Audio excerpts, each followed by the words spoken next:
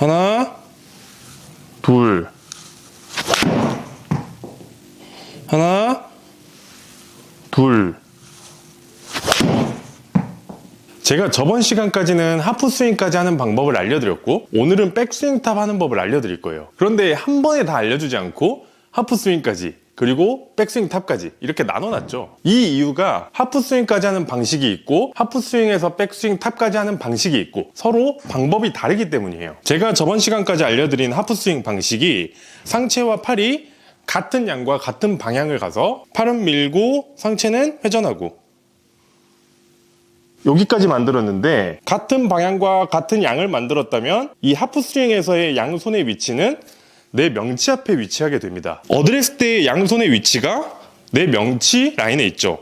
그렇다면 같은 양과 같은 방향이 움직였다면 당연히 하프스윙에서도 양손이 내 명치 앞에 위치를 해야 됩니다. 이 구간까지 갈 때는 상체는 옆으로 회전을 했고 팔은 옆으로 밀어줬고 손목은 코킹을 잡아줬죠. 다 각자의 역할이 있었어요. 다 같이 출발해서 하프스윙에서 만났습니다. 다 같이 만나게 해놓은 이 하프스윙에서 백스윙 탑이 갈 때는 손과 팔은 더 이상 할 일이 없어요. 상체만 회전을 더 시켜줍니다. 하프스윙까지는 팔도 옆으로 밀어주고 손목도 코킹을 하고 상체도 옆으로 회전을 했지만 하프스윙에서 탑이 갈 때는 손도 일을 하지 않고 팔도 일을 하지 않고 오로지 상체만 더 회전을 시켜줍니다. 백스윙 탑을 이 방식으로 만드는 이유는 팔과 내 몸통의 간격을 최대한으로 그대로 유지를 하기 위해서예요. 우리가 백스윙 탑을 들면 바로 다운스윙을 하죠. 그때 반동이라는 게 생깁니다. 그래서 백스윙 탑을 갈 때도 내가 팔을 썼고 다운스윙을 할 때도 팔을 쓰면 백스윙이 올라갈 때 다운스윙이 내려올 때 이렇게 반동이 생기면서 몸하고의 간격이 좁아지게 돼요. 제가 저번 시간에 몸과 팔과의 간격이 굉장히 중요하다고 했죠. 이 간격 유지가 굉장히 중요하기 때문에 이 팔의 반동을 최소화하기 위해서 하프스윙에서 탑에 갈 때는 팔을 쓰지 않는 거예요. 우리는 기계가 아니죠. 그래서 하프스윙에서 백스윙 탑이 갈 때 내가 팔을 쓰지 않고 몸통만 더 가겠다, 이렇게 해도 팔은 충분히 쓰입니다. 최소한의 반동은 어쩔 수 없이 생길 수밖에 없어요. 그렇기 때문에 우리의 의도는 팔을 절대로 쓰지 않겠다, 이 의도를 가지고 백스윙 탑을 만들어야 이 백스윙 탑에서의 불필요한 팔의 반동을 최소화시킬 수가 있어요. 하프스윙 하나, 탑 둘. 지금 제 백스윙 탑을 보면 굉장히 짧죠?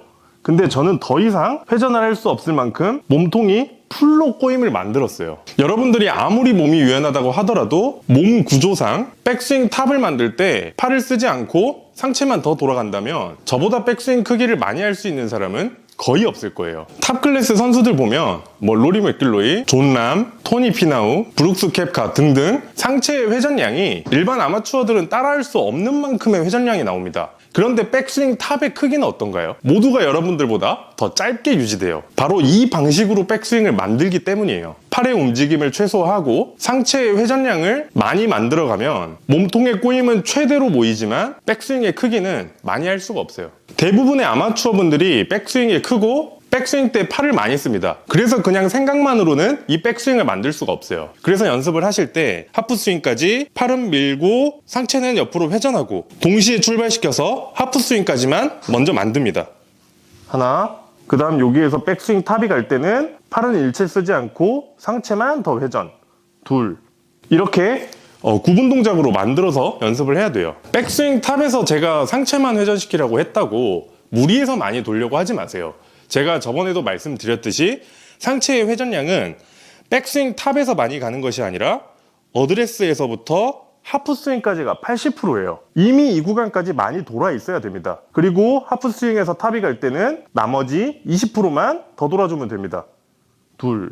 저도 굉장히 조금 가죠. 이 방식으로 바디턴 백스윙을 만들면 몸의 상태가 어떤 느낌이냐면 일단 팔과 손에는 힘이 전혀 없습니다. 그런데 내 상체 코어에는 당장 손을 놓으면 아주 강하게 튀어나가 버릴 것 같은 활이나 새총 같아요. 또 장난감 자동차 있죠? 이렇게 뒤로 쭉 태엽을 감아놓고 손을 놓으면 엄청나게 빨리 달려나갑니다. 우리가 백스윙 탑에서 느껴야 될 느낌은 태엽을 끝까지 감아놓고 손을 놓기 직전에 바로 그 순간의 장난감 자동차와 같은 느낌을 가지고 있어야 돼요. 이 백스윙이 만들어진다면 그냥 팔로만 스피드를 낼 때보다 훨씬 강력하고 빠르게 다운스윙을 할 수가 있어요. 그래서 백스윙 탑에서 내가 만들어 놓은 이 꼬임을 잡아둘 수가 있어야 되는데 내가 모아놓은 힘이 어디 도망가지 못하게 꽉 붙들어 놔야 됩니다. 그 잡아두는 역할은 오른쪽 다리와 오른쪽 팔꿈치 이 두 개만 신경을 쓰면 돼요. 제가 방금 알려드린 방식으로 백스윙을 한번 해볼게요.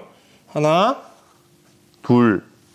자, 여기에서 오른쪽 다리는 힘을 모아두기 위해서 강하게 버티고 있어요. 그런데 오른쪽 다리를 힘없이 펴버리면 스윙 크기가 더 커졌죠. 꼬임이 더 생긴 걸까요? 아닙니다. 제가 모아뒀던 꼬임은 이미 다 빠져나가버리고 없어요. 풍선에 바람 빠지듯이 코어의 힘이 다 풀려버려요. 그래서 내가 고생해서 만들어 놓은 코어의 힘을 유지하기 위해서 오른쪽 다리는 절대로 펴지 마시고 어드레스 때의 모습을 그대로 유지하세요. 발바닥에도 힘을 꽉 주고 코어의 꼬임이 빠져나가지 않게 잘 붙들어줘야 됩니다. 그리고 또 한 가지는 다시 백스윙. 하나, 둘. 이 상태에서 오른쪽 팔을 한번 벌려볼게요. 백스윙이 더 갔는데 이번에도 꼬임이 더 생긴 걸까요? 아닙니다. 이번에도 바람이 빠져버린 타이어처럼 코어의 힘이 다 풀려나가 버렸어요. 이렇듯 내가 아무리 힘들게 고생해서 바디턴 백스윙을 만든다고 하더라도 오른쪽 다리와 오른쪽 팔꿈치 이 두 부위가 버텨지지 못한다면 완전 헛수고예요. 힘들게 만들던 과정 다 필요 없습니다. 막상 써야 될 다운스윙 때 그때는 그 힘이 없어요. 그래서 이 백스윙을 할 때 조심해야 될 부분이 오른쪽 다리 펴지지 않게 잘 받쳐주고 오른쪽 팔꿈치 벌어지지 않게 잘 조여서 버텨주고 이 두 가지만 조심하시면 여러분들이 평소에 느껴보지 못했던 아주 강력한 꼬임을 느낄 수가 있을 거예요. 역시 백스윙 탑에서도 이 꼬임은 왼쪽 옆구리, 코어의 왼쪽 부분 이 부분에 느껴져야 됩니다. 오른쪽 다리가 잘 버텨지지 못한다면 왼쪽보다 오른쪽의 코어가 더 당겨요. 그래서 나는 이쪽에 느껴지지 않고 오른쪽에 느껴진다. 그러면 오른쪽 다리가 버텨지지 못한 백스윙이에요. 오른쪽 다리가 펴지면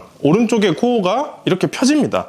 그래서 꼬임으로 인해서 당기는 것이 아니라 이렇게 펴져서 근육이 늘어나서 당기는 거예요. 제가 골프 스윙은 과학이라 그랬죠. 이 백스윙을 잘 만들었다면 무조건 왼쪽 옆구리가 당겨야 되고 한 가지라도 잘못했다. 그러면 내 코어에는 힘이 들어가지가 않습니다. 이것은 내가 유연성이 없어서 회전을 100% 못했다. 그럼 하프 스윙까지 80%만 회전을 했다. 더는 못 가겠다. 그래도 느껴집니다. 내가 유연성이 없어서 여기까지밖에 못 가겠다고 하면 그냥 여기에서 치면 됩니다. 코어에 힘이 충분히 모였기 때문에 상관없어요. 여기에서 괜히 팔로 더 가려고 했다가 코어에 힘 풀려버리고 팔로만 치는 다운스윙을 할 수밖에 없는 거예요. 그러니까 회전을 많이 하든 조금 하든 중요하지 않아요. 얼마만큼 불필요한 팔의 쓰임을 빼고 상체 회전과 양을 맞춰서 내 코어에 힘을 모아주느냐 그리고 그 힘을 잘 붙잡아 두느냐 이것이 바디턴 백스윙의 핵심입니다.